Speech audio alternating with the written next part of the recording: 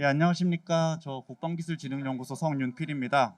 오늘 중소기업 지원 사업에 대해서 설명드리겠습니다.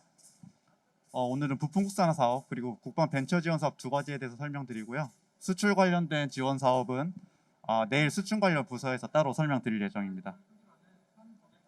먼저 부품 국산화 지원 사업입니다.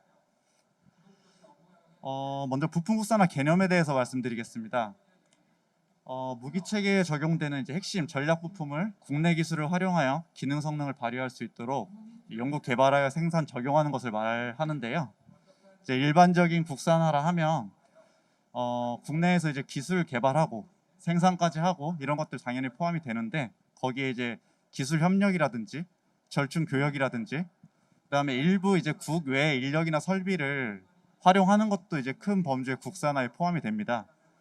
하지만 부품 국산화는 반드시 국내에서 개발하고 또 생산까지 이루어져야 하는 게 좀 특징이라고 보시면 될 것 같습니다.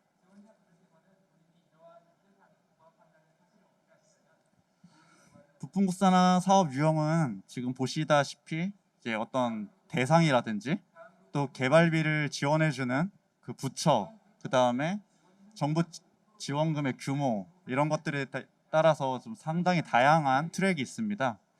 그래서 오늘 설명드리고자 하는 부분은 이 메뉴에 있는 방위사업청에서 출연하는 부품 국산화 지원 사업이 되겠습니다. 사업 개요입니다. 정부가 주도적으로 기술적, 경제적 파급 효과를 고려해서 국산화 개발이 시급한 핵심 부품 및 수출 무기체계 적용 가능한 도입품을 선정해서 개발 자금을 지원해주는 사업입니다. 관련 규정은 방위사업청 훈령과 또 저희 국방기술진흥연구소의 내부 지침이 있습니다. 사업 내용으로는 크게 이제 두 가지 트랙으로 좀 나뉘는데요. 핵심 부품 유형이 있습니다. 이 부분은 이제 국내 무기 체계에 적용되는 핵심 기술 협력 생산 품목을 선정을 해서 개발하는 트랙이 되겠고요. 두 번째 수출 연계형 트랙 같은 경우는 이제 수출 가능성 있는 무기 체계에 적용되는 해외 부품을 이제 연구 개발 생산하는 것입니다. 지원 내용은 대략적으로 최대 5년, 그다음에 1회 한해서 1년까지 연장이 가능하고요. 그다음에 과제당 최대 100억 원까지 지원이 됩니다. 그리고 중소기업과 약간 매칭 펀드 형태로 되어 있기 때문에 중소기업은 최대 75%까지, 중견기업은 60%, 대기업은 50%까지 지원이 됩니다. 크게 이제 국방기술진흥연구소, 방위사업청, 그다음에 이제 신청기업, 이제 개발 주관기업이들이 세 가지 그 주체들이 있고요. 대부분의 업무 절차는 저희 국방기술진흥연구소에서 수행을 하게 됩니다. 조사 분석을 통해서 과제를 선정을 하고요. 이후에 이제 대부분의 또 죄송합니다. 그 의사결정 같은 경우에는 이제 방위사업청에서 이루어집니다. 그래서 저희가 발굴한 과제에 대한 과제 확정은 방위사업청의 관리위원회를 통해서 여기 이루어지게 되고요. 이후에 과제가 확정되면은 다시 국방기술진흥연구소에서 주관기업 모집 공고를 내고 기업들이 신청을 하게 됩니다. 그럼 저희가 선정평가위원회를 통해서 최종적으로 개발할 업체를 선정을 하고 거기에 대한 최종 결정은 또 방위사업청의 관리위원회를 통해서 이루어집니다. 이후에 협약이 이루어지면 저희 국방기술진흥연구소와 주관기업이 협약을 맺고 이후에 이제 개발관리 절차를 밟게 되고요. 저희가 어떤 요구사항 분석부터 설계, 그 다음에 시험평가까지 한 이후에 최종적으로 군사용 적합, 국산화 인증해서 최종 연구개발 확인서까지 발급이 되면 개발 완료된 부품에 대한 그 납품 수의계약권이 주어지는 형태로 이루어집니다. 신청 자격입니다. 기본적으로는 부품 국산화 지원 사업은 중소기업의 원칙이지만 그 부품의 난이도라든지 또 부품을 생산 연구하기 위한 시설, 장비 등을 고려해서 중견 또는 대기업까지도 신청이 가능합니다. 이런 것들이 이제 과제별로 공고할 때 별도 표시가 되고요. 별도 표시가 없으면은 기본적으로 중소기업만 지원이 가능하십니다. 신청 기한 및 방법입니다. 저희가 과제 제안 같은 경우에는 연중 수시로 저희 부품 국산화 정보체계를 통해서 받고 있고요. 그다음 주관기업 신청은 통상 연 2회인데 사업 추진 일정에 따라서 좀 차이가 있을 수 있습니다. 올해 같은 경우에는 이제 1차 모집은 저희가 3월에 했고요. 이제 2021년 2차 과제 같은 경우에는 8월경에 또 모집이 있을 예정입니다. 신청 방법은 저희 부품국산화 통합 정보 체계, 컴파스라고 부르는 부품국산화 통합 정보 체계를 통해서 온라인으로 접수를 받고요. 그다음에 원본 서류 같은 경우에는 저희 국방기술진흥연구소의 중소벤처 사업 총괄팀에 제출하게 되어 있습니다. 그리고 참여 제한 같은 경우에는 상세한 내용은 이제 저희 아까 말씀드렸던 규정에 상세하게 나와 있는데, 기본적으로 주관기업 신청 자격, 그다음에 신청 요건이 부적합한 경우, 그다음에 어떤 기업이나 대표자, 과제 책임자 등의 그 경영 상태를 좀 봐서 부도라든지 채무 불이행 등이 있으면 저희 참여 제한에 걸리게 됩니다.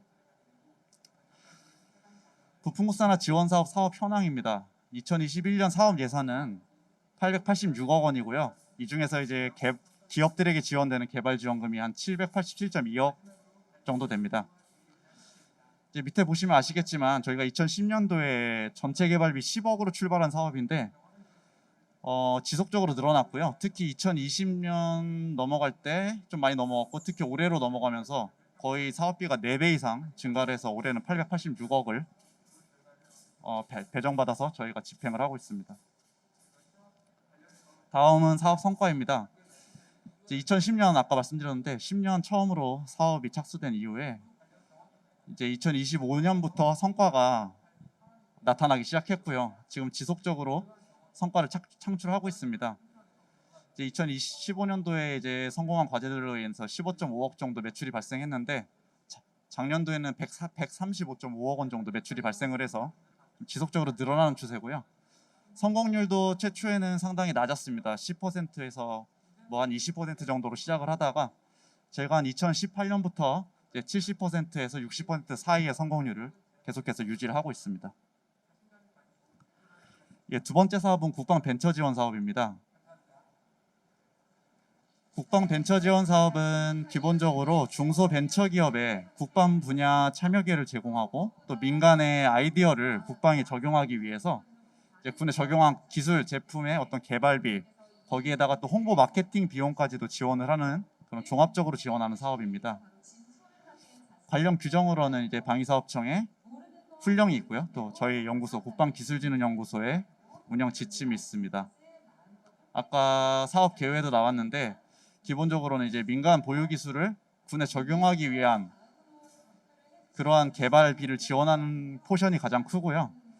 그 다음에는 이제 어떤 중소기업들이 군이나 체계업체와의 네트워크가 약하기 때문에 이런 부분들을 지원하기 위한 기술 교류회를 통한 판로 확대도 지원을 하고 있고, 그 다음에 국방벤처 우수 제품에 대한 홍보 마케팅까지도 지원을 하고 있습니다. 이 국방벤처 지원 사업에도 크게 두 가지 트랙이 있습니다. 첫 번째는 이제 국방벤처 지원 사업인데요. 기본적으로 이 두 가지 사업 모두 부품국산화 사업이랑 좀 가장 큰 차이점이 이제 소유 기반으로 이루어지는 사업은 아닙니다.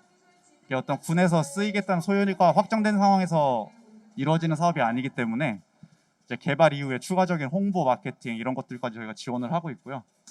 첫 번째 국방벤처 지원 사업 같은 경우에는 현재 운용 중이거나 개발 중인 군수품에 이제 적용 가능한 제품이나 기술을 개발하는 것이고, 개발하는데 저희가 최대 2년에 한 3억 원까지 지원을 하고 있고, 기업들이 이제 자유롭게 과제를 제안을 하면 그 중에 일부를 선택해서 저희가 지원을 해드리고 있습니다. 일단 국방벤처 혁신기술 지원 사업 같은 경우에는 조금 더 이제 소유 기반은 아니지만 어느 정도 군 체계업체의 필요성을 좀 고려를 하고 있습니다.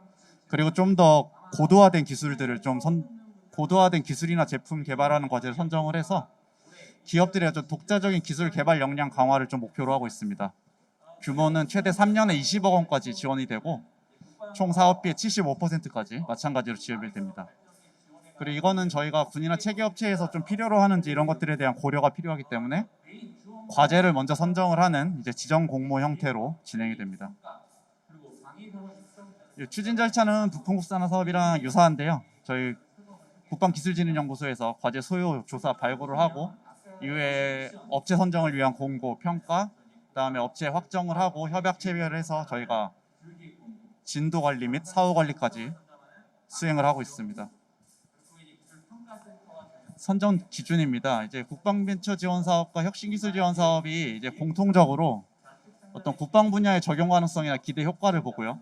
그다음에 개발 완료 시 타 군수품으로의 응용 가능성, 그리고 국내외 기술 향상에 대한 파급 효과, 그다음 경제적 파급 효과, 사업화 가능성 등을 보는데, 이제 혁신기술 지원 사업 같은 경우에는 추가적으로 그 과학기술 기본계획상에 국방 분야 중점 과학기술을 구현할 수 있는지 여부까지 좀 고려하게 하고 있습니다. 그다음 주관기업 선정 기준은 이제 과제 수행을 위한 연구 인력이라든지 시설이라든지 기술 개발 능력 등 보유 여부를 이제 평가를 해서 선정을 하고 있습니다. 신청 자격은 기본적으로는 중소기업만 지원이 가능합니다. 그리고 이 중소기업 중에서 이제 국방기술진흥연구소에서 운영하고 있는 국방벤처센터와 사업 지원 협약을 체결했거나 희망하는 기업이라고 되어 있는데, 기본적으로 중소기업이면 다 지원이 가능하시고요. 그다음에 신청 기간은 아까 국방벤처 지원 사업 같은 경우에는 매년 상반기에 주로 선정을 하고 있고요. 혁신기술 지원 사업 같은 경우에는 매년 1분기에 과제를 선정하고, 그다음 매년 하반기에 주관기업을 선정하고 있습니다. 신청 방법은 방문 또는 등기 우편으로 받고 있고, 저희 국방기술진흥연구소 중소벤처사업총괄팀으로 지원을 해주시면 됩니다. 참여 제한은 아까 부품국산화 사업과 동일하기 때문에 넘어가겠습니다. 네, 여기까지 설명을 다 드렸고요.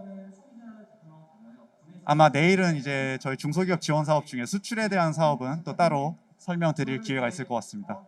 이상 부품국산화 사업과 국방벤처 지원 사업 소개를 마치도록 하겠습니다. 감사합니다.